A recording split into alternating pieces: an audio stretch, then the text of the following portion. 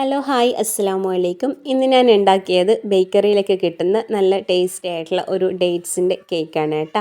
എങ്ങനെ ഉണ്ടാക്കുന്നതെന്ന് നമുക്ക് നോക്കിയാലോ. അപ്പോൾ ഇതാ അതിനായിട്ട് കുറച്ച് ഈത്തപ്പഴമൊക്കെ എടുത്ത് വെച്ചിട്ടുണ്ട്. ഒരു 200 ഗ്രാം ഈത്തപ്പഴമാണ് കേട്ടോ എടുത്തിട്ടുള്ളത്. 20-22 ഉണ്ടാവും. ഞാനിപ്പോൾ സാധാരണ അച്ചാറിലൊക്കെ ഇടുന്ന സാധാ ഈത്തപ്പഴമാണ് കേട്ടോ എടുത്തിട്ടുള്ളത്. നല്ല ഈത്തപ്പഴം എടുക്കുകയാണെങ്കിൽ കുറച്ചും കൂടെ കുറച്ചും കൂടി ടേസ്റ്റി ആയിട്ട് റിച്ച് ആയിട്ട് വരും കേട്ടോ ആ ഒരു കേക്ക്. ഇതിപ്പോൾ സാധാരണക്കാർക്ക് പോലും ഉണ്ടാക്കാൻ പറ്റിയ ആ ഒരു ഡേറ്റ്സിൻ്റെ കേക്കാണ് കേട്ടോ. ഇനിയിപ്പോൾ ഇതാ നമുക്ക് അരക്കപ്പ് പഞ്ചസാരയും 1 ടേബിൾ സ്പൂൺ വെള്ളം ഒഴിച്ചിട്ട് അതൊന്ന് കാരമലൈസ് ചെയ്തെടുക്കുക. ആദ്യം ഒരു 5 മിനിറ്റ് ഹൈ ഫ്ലെയിമിലിട്ടിട്ട് അതിന് ശേഷം ഫ്ലെയിം ഒന്ന് ലോയിലിട്ടിട്ട് നമുക്ക് പതുക്കെ ഇതൊന്ന് കാരമലൈസ് ചെയ്തെടുക്കാം കേട്ടോ. ഈ ഒരു കളറൊക്കെ ആകുന്ന സമയത്ത് ഇതിലേക്ക് നമ്മൾ ഒരു 1/4 കപ്പ് വെള്ളം ചേർത്ത് കൊടുക്കണം. കുറച്ചായിട്ട് ഒഴിച്ചിട്ട് അതൊന്ന് മിക്സ് ചെയ്തെടുത്താൽ മതി കേട്ടോ. ചിലപ്പോൾ ഇതുപോലെ പുറത്തൊക്കെ ഒന്ന് തെറിക്കാനുള്ള ചാൻസ് ഉണ്ട്. അപ്പോൾ അതൊന്ന് ശ്രദ്ധിച്ചിട്ട് വേണം ഒഴിച്ചു കൊടുക്കാൻ വേണ്ടിയിട്ട്. എന്നിട്ട് ഇതുപോലെ ഒന്ന് മിക്സ് ചെയ്തെടുക്കുക. അതിനുശേഷം നമുക്ക് ഇതിലേക്ക് നമ്മൾ നേരത്തെ എടുത്തു വെച്ച ആ ഒരു ഈത്തപ്പഴം കുരുവൊക്കെ കളഞ്ഞ് ജസ്റ്റ് മിക്സിയിലിട്ടൊന്ന് ക്രഷ് ചെയ്തെടുത്തിട്ടുണ്ട്. എന്നിട്ട് അതൊന്ന് ഇതിലേക്ക് ചേർത്ത് കൊടുക്കുക കേട്ടോ. നല്ല ഈത്തപ്പഴം എടുക്കുന്നതാണെങ്കിൽ നമുക്ക് ഡയറക്റ്റ് ഇതിലേക്ക് ചേർത്ത് കൊടുക്കുക. കാരണം ഈ ഒരു ചൂട് കൊണ്ട് തന്നെ പെട്ടെന്ന് സോഫ്റ്റായിട്ട് വരും. ഇതിപ്പോൾ ഞാൻ സാധാ ഈത്തപ്പഴമാണല്ലോ എടുത്തത്. അപ്പോൾ അതൊന്ന് ക്രഷ് ചെയ്തിട്ടാണ് ചേർത്ത് കൊടുത്തിട്ടുള്ളത്. ഇനിയിപ്പോൾ ഇതുപോലെ ഒന്ന് തിളപ്പിച്ച് കുറുക്കിയെടുക്കുക. എന്നിട്ട് അതൊന്ന് ചൂടാറാൻ വേണ്ടിയിട്ട് മാറ്റി വെക്കുക. ഈ ഒരു സമയത്ത് കുറച്ച് ഒരു 6 ടേബിൾ സ്പൂൺ പഞ്ചസാരയും 3 ഗ്രാമ്പും കൂടി ഒരു മിക്സിയിലിട്ട് പൊടിച്ചെടുക്കുന്നുണ്ട് കേട്ടോ. നല്ല മധുരമുള്ള ഈത്തപ്പഴമാണെങ്കിൽ 5 ടേബിൾ സ്പൂണോ 4 ടേബിൾ സ്പൂണൊക്കെ പഞ്ചസാര മതിയാവും. ഇനിയിപ്പോൾ ഇത് വേറൊരു ജാർ എടുത്തിട്ട് അതിലേക്ക് 2 മുട്ടയും 1 ടീസ്പൂൺ വാനില എസൻസും ചേർത്തിട്ട് നല്ലതുപോലെ ഒന്ന് മിക്സിയിൽ പതിപ്പിച്ചെടുക്കാം.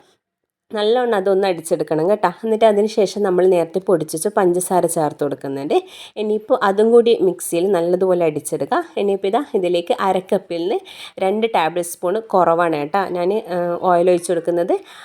എന്നിട്ട് അതൊന്ന് ലോ ഫ്ലെയിമിലിട്ടിട്ട് അടിച്ചെടുക്കുക. ഓയിൽ ഒഴിച്ചതിന് ശേഷം വളരെ ലോയിലിട്ടിട്ട് മാത്രമേ അതൊന്ന് മിക്സ് ചെയ്തെടുക്കാൻ പാടുള്ളൂ. അതിനിടയ്ക്ക് ഞാനിതാ നേരത്തെ ഒരു 7 ഇഞ്ചിൻ്റെ പാന് ഓയിലൊക്കെ പുരട്ടിയിട്ട് ബട്ടർ പേപ്പറൊക്കെ വെച്ച് കൊടുത്തിട്ടുണ്ട്. ഇനിയിപ്പം നമുക്ക് വേറൊരു ബൗളിലേക്ക് ഡ്രൈ ഇൻഗ്രീഡിയൻസ് ഒക്കെ ഒന്ന് അരിച്ചെടുക്കുക. 1 കപ്പ് മൈദപ്പൊടി, 1 teaspoon baking powder, 1/4 teaspoon baking soda, പിന്നെ കുറച്ച് ഉപ്പും കൂടി ചേർത്ത് കൊടുത്തിട്ട് അതൊന്ന് അരിച്ച് മാറ്റി വെക്കാം. എന്നിട്ട് നമുക്ക് കുറച്ച് ഇതിലേക്ക് വേണ്ടുന്ന കാഷ്യൂനട്ടും കൂടി എടുത്ത് വെക്കണം കേട്ടോ. ഈ ഒരു കേക്കിലേക്ക് കുറച്ച് മാത്രമേ ഇടുന്നുള്ളൂ. കുറച്ച് അണ്ടിപ്പരിപ്പ് എടുത്തിട്ട് അതൊന്ന് ഇതുപോലെ ക്രഷ് ചെയ്ത് മാറ്റി വെച്ചാൽ മതി. ഈ ഒരു സമയം കൊണ്ട് നമ്മൾ ഡേറ്റ് സിറപ്പൊക്കെ നല്ലതുപോലെ ചൂടൊക്കെ ആറിയിട്ടുണ്ട്. ഇനിയിപ്പോൾ ഇതിലേക്ക് നമ്മൾ നേരത്തെ അടിച്ച് വെച്ച എഗ്ഗിൻ്റെ മിക്സ് ഉണ്ടല്ലോ അതൊന്ന് ചേർത്ത് കൊടുത്തിട്ട് നല്ലതുപോലെ മിക്സ് ചെയ്തെടുക്കുക കേട്ടോ. എല്ലാ ഭാഗത്തും ഒരുപോലെ എത്തുന്ന വിധത്തിൽ നല്ലതുപോലെ അതൊന്ന് മിക്സ് ചെയ്തെടുക്കുക.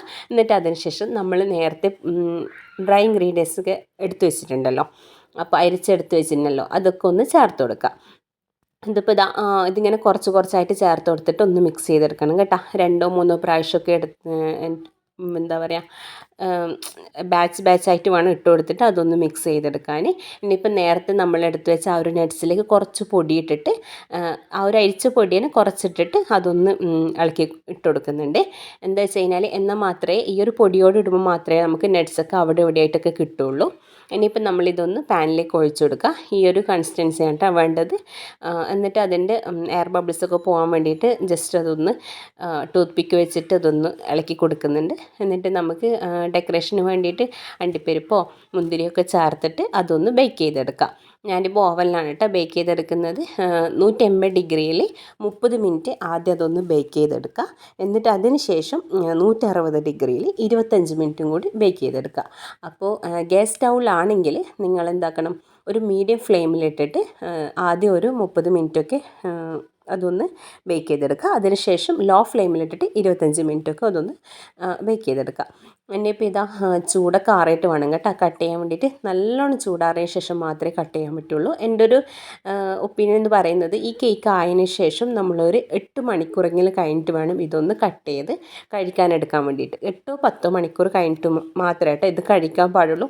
അപ്പോഴാണ് ഇതിൻ്റെ കറക്റ്റ് ടേസ്റ്റ് വരുന്നത്. ആ ഒരു ചൂടൊക്കെ ആറി ഇതിൻ്റെ ആ ഒരു ടെക്സ്ചറൊക്കെ പെർഫെക്റ്റ് ആയിട്ട് വരുന്നത് ആ ഒരു ടൈമിനാണ് കേട്ടോ. എല്ലാവരും ഒന്ന് ട്രൈ ചെയ്ത് നോക്കുക, ഫീഡ്ബാക്ക് അറിയിക്കുക. ബൈ.